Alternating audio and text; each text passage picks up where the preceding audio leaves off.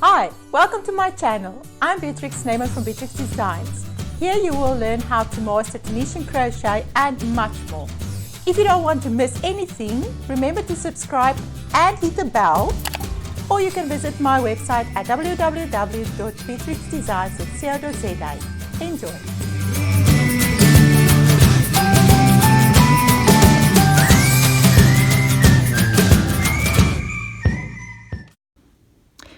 Here is a sample of the Tunisian Top Bar Stitch, and it is also called the top loop stitch or the upper horizontal bar stitch, which is actually describing the placement of the hook when you create the stitch. Now next to it, here I have a sample of the Tunisian Simple Stitch. Because the Tunisian Top Bar is a variation of the Simple Stitch, you can compare the difference between the two. Now, one of the differences that is very clear is that when I pull this one a little bit open, the Top Bar Stitch sample, and I do the same to the Simple Stitch, you can see that this one appears more dense. It's as if there's not enough elasticity to open up, but the Top Bar Stitch is more elastic. So it gives a better flexible and drapey fabric. Now another difference is as you work into the horizontal bar to create the stitch, it gives the V-bars on the top or the surface of the fabric a more of a staggered look diagonally, in comparison to the Tunisian Simple Stitch, which make nice straight lines on the V-bars as you work that. Now this just gives a little bit of a different appearance, but what is also nice on the Top Bar Stitch is when you work a piece like this, a sample, it does not have that familiar curl that the Simple Stitch gives, and I think that is a plus for most of us. Another thing or place where I like and prefer using the Top Bar Stitch is during increase. Now when I work my Tunisian Simple Stitch and I want to create an increase which is more invisible than using the full stitch, I will use the Top Bar Stitch to do the increase, and it will create more of an invisible appearance to my increase. So that I really like about using the Top Bar. Now I will explain to you in a minute how to create the Tunisian Top Bar Stitch, how to use do your hook placement, and also the variations that I will show you on the sides to eliminate some pull or to add some elasticity. I will show you two variations on the stitch, but let's just start by how to create this Top Bar Stitch. What you'll have to look at is these chains that were created between the V-bars during your return pass. That bar there on the top, it's also called like a back loop when you do conventional crochet, but this top bar here is the loop that we will basically insert our hook into. Just underneath that top bar we will insert our hook in there, and that will create the Tunisian Top Bar Stitch. Now to start on your foundation row, it will be the same as for the Tunisian Simple Stitch. You just create it the same way, and I do have a video on the Tunisian foundation row, and it's extremely informative, so please go and watch it if you haven't done that. before, and if you are not familiar with creating the foundation row in Tunisian crochet. But to continue with this stitch, when you start working, you will always skip this first vertical bar, because the loop on the hook is always allocated to that V bar. Next to it, you will find your first horizontal bar. But in this case, for the stitch type, you will skip that one, because that stitch basically is allocated to this first stitch that you skip. So you will start immediately into that second horizontal bar. Now, if I can just explain, if you are concerned about your stitch count, your last stitch will always be worked the same way as for Tunisian Simple Stitch. So if you skip this first vertical bar, as it belongs to your first V bar, you will count this loop on the hook as your first stitch, and then as I made 10 stitches for the sample, that will be number 1. Then we'll have the second V bar, which will then be your second loop on your hook when you picked up a loop from that. And then there's 3, 4, 5, 6, 7, 8, and 9. But because you need to work your last stitch as normal for Tunisian Simple Stitch, that will give you your 10th stitch. And this is how this stitch will be created for a stitch pattern. Now, if you start in that first horizontal bar, it will create a slanted fabric. Or that will be one problem that it might create. But it will also add more stitches if you work your last horizontal bar and the last stitch as normal. That will actually add an extra stitch to your work. So let me show you what we will do when we work this stitch. There is your first horizontal bar, the top horizontal bar. Then the next one, I will insert my hook just underneath that horizontal bar. I will yarn over and pull up a loop. And I will do it to the next one. You will see that it lies between two vertical bars, right at the top.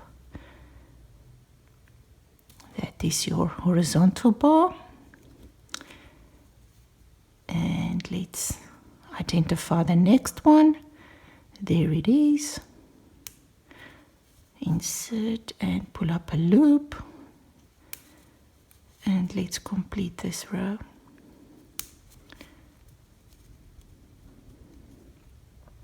There's the next one. And the next one. Let's just be clear here on the end. Identifying the horizontal bar, insert my hook. And let's just quickly check on the stitch count. 1, 2, 3, 4, 5, 6, 7, 8, 9. And I need another stitch to keep my stitch count of 10. And if you are not familiar with working that last stitch correctly according to Tunisian Simple Stitch, you can also go back to my video on the foundation row or the Tunisian Simple Stitch. I have a complete lesson to work your Tunisian Simple Stitch, which will show you exactly where to insert your hook to correctly work this last stitch for basically most of your Tunisian stitches. And there is my first forward row of the Tunisian Top Bar Stitch. When I do my return pass, I will do it as normal by just chaining my first stitch and then just complete the rest of the return pass, yarn over, pull through 2 loops until you have 1 loop left on your hook. And there is the first row done. And you can see, let's have a look here. You can see how my first vertical bar, after the one that was originally on my hook, how it was skipped, and that create that staggered diagonal look of the stitch when it is work for a stitch pattern. Now, one thing that I do use this pattern for a lot is for increasing, because it makes a more of an invisible look, and that is when I will work that first vertical bar, because I want to add an extra stitch to the work. And then I might continue, for instance, with simple stitch, and especially working the simple stitch, this gives a very nice and invisible increase to your work. So this is my stitch of preference to work when I do increasing, and I want it more of an invisible appearance. Now, the variation that I spoke about on this stitch, I will explain to you now. What I do when I put this little piece down,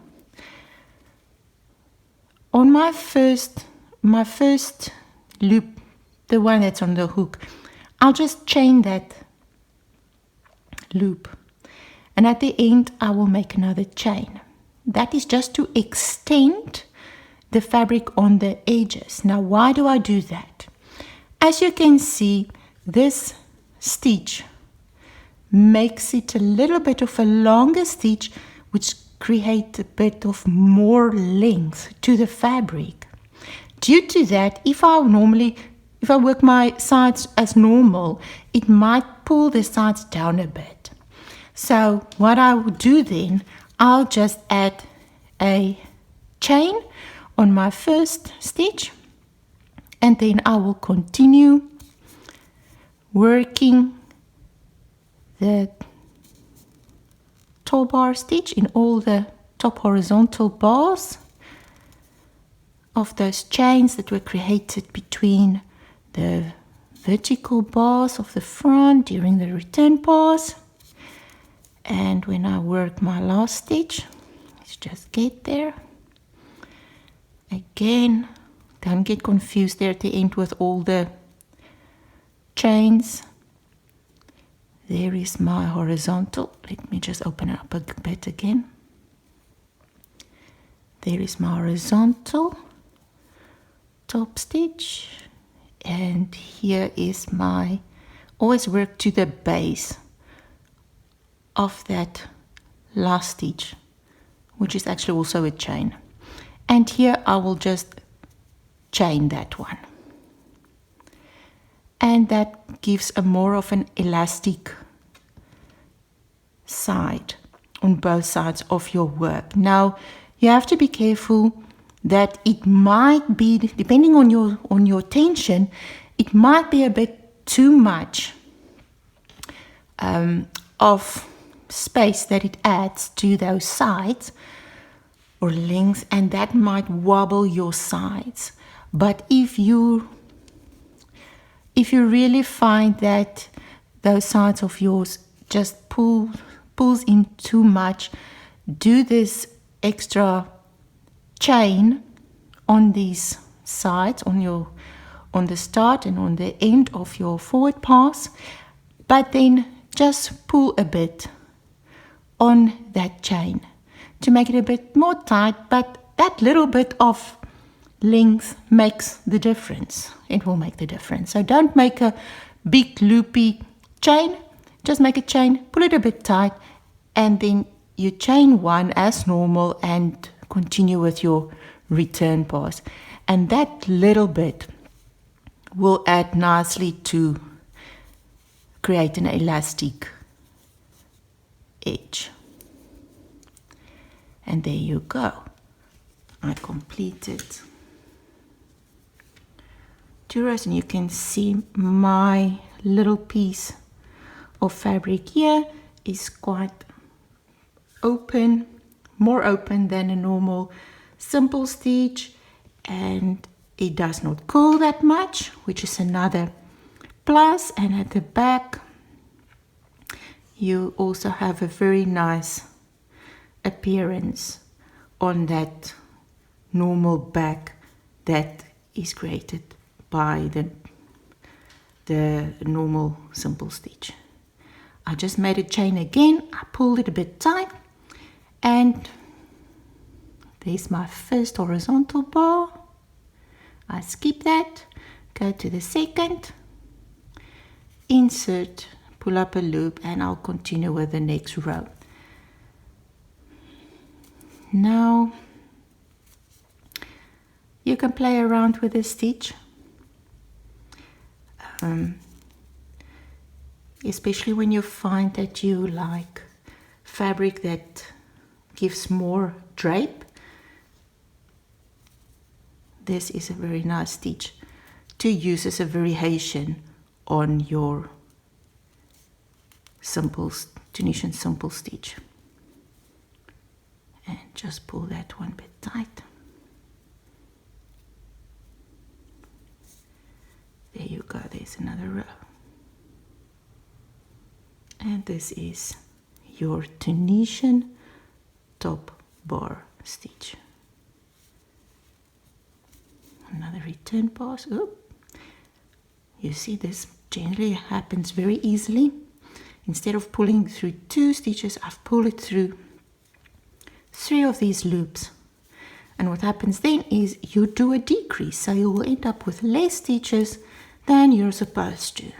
Be careful on that. There you go. And when you do the bind off you will do just as you work the stitch, insert your hook into that top horizontal bar and slip stitch. Top horizontal bar and slip stitch. And this will be the bind off on this stitch type. Here you go. Let me make a few so that you can see what it looks like.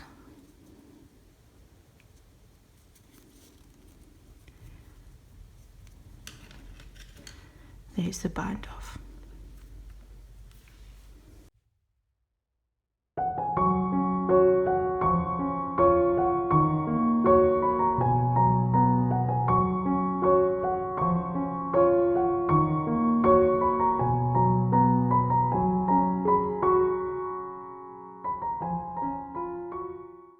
Hope you enjoyed this video.